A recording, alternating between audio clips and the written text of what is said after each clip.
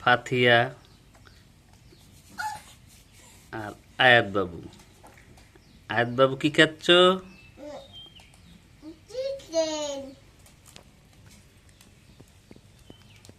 খুব মজা।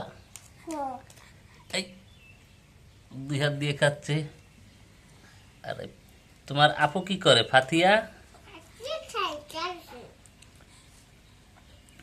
ফাথিয়া এই এই এখন কি ফাথিয়াও খেতে পারবে না? ওকে দিও না।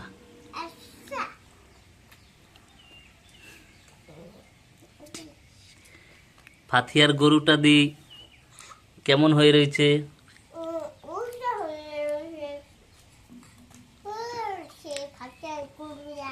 ঠিক আছে, তাহলে তোমরা চিকেন খাও।